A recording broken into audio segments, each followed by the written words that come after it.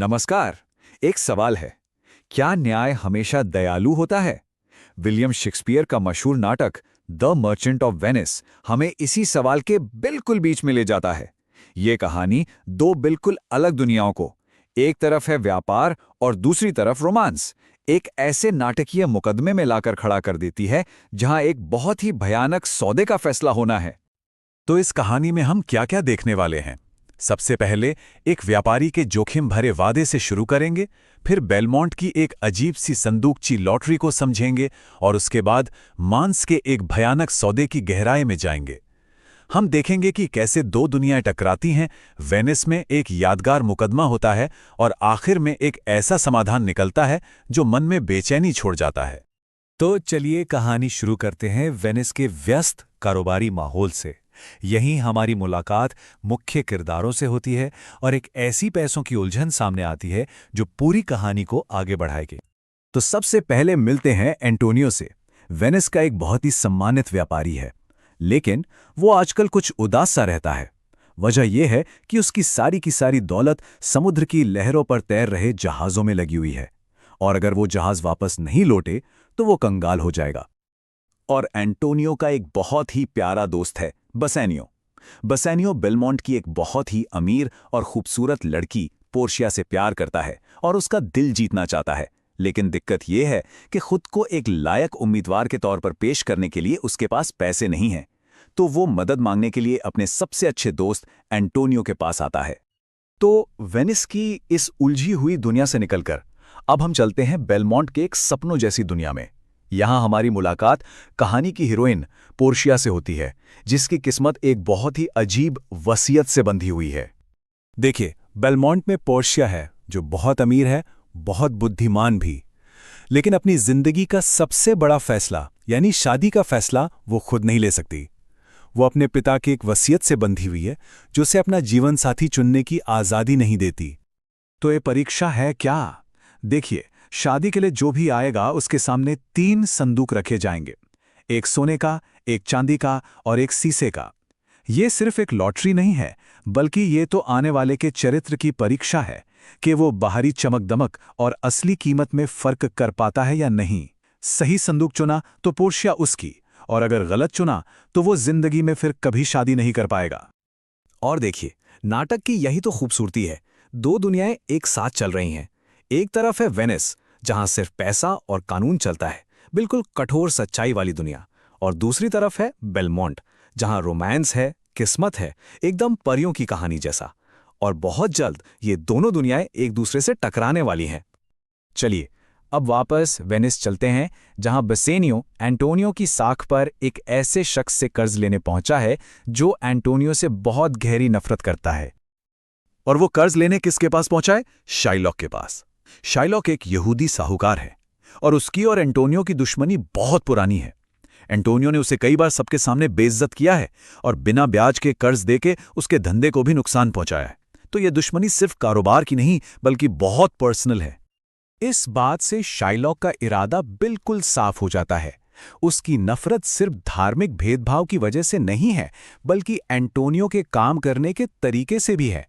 वो बस मौके की तलाश में है ताकि अपना पुराना बदला पूरा कर सके।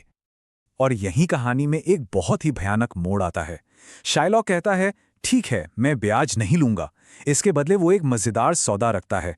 अगर 3 महीने में पैसे वापस नहीं मिले तो वो एंटोनियो के शरीर से 1 पाउंड मांस लेगा। एंटोनियो को लगता है ये मजाक है और वो मान जाता है, क्योंकि उसे यकीन है कि उसके जहाज समय से पहले ही लौट आएंगे। लेकिन ये उसकी सबसे बड़ी भूल साबित होने वाली थी। आप देखिए, कहानी के दोनों धागे कैसे आपस में उलझना शुरू होते हैं। वेनिस और बेलमोंट दोनों जगहों पर हालात तेजी से एक बड़े संकट की तरफ बढ़ रहे हैं। अब शाइलॉक पर एक साथ दोहरी मार पड़ती है। पहली, उसकी अपनी बेटी जेसिका एक ईसाई लड़के लोरेंजो के साथ भाग जाती है और जाते जाते अपने पिता के पैसे और गहने भी ले जाती है। और दूसरी तरफ ये खबर फैल जाती है कि एंटोनियो के सारे जहाज समुद्र में डूब गए हैं। इन खबरों से बदला लेने की उसकी आग और भड़क जाती है। बेटी का धोखा और एंटोनियो की बर्बादी की खबर, उसका सारा दुख अब गुस्से में बदल चुका है। अब वो मजेदार सौदा सिर्फ एक सौदा नहीं बल्कि एक जानलेवा हथियार बन चुका है। उसे अब पैसा नहीं चाहिए, उसे सिर्फ और सिर्फ बदला चाहिए। और उधर बेलमोंट में बिल्कुल उल्टा माहौल है। बेसेनियो सोने और चांदी के दिखावे को छोड़कर सादे से शीशे के संदूक को चुनता है, और वो सही चुनाव होता है, वो जीत जाता है।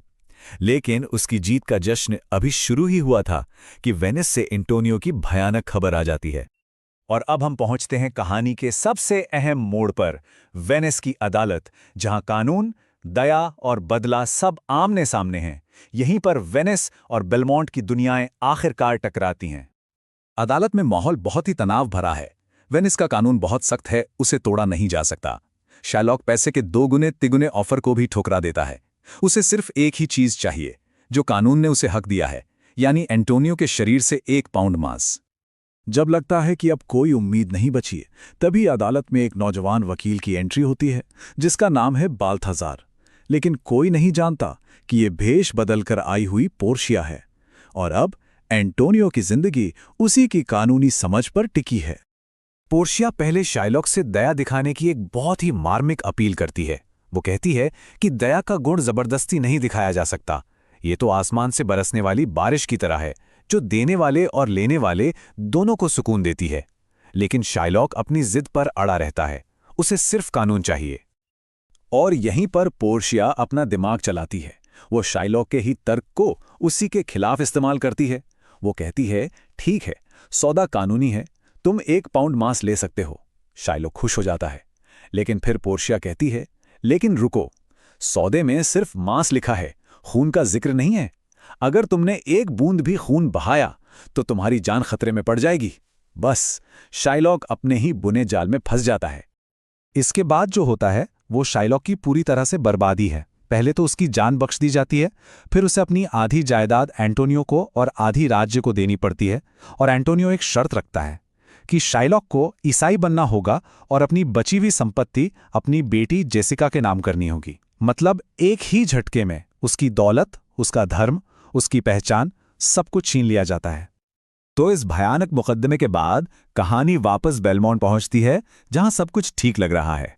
कॉमेडी वाले हिस्से वापस आते हैं, लेकिन वेनिस में जो हुआ उसकी एक गहरी छाया अब भी मौजूद है।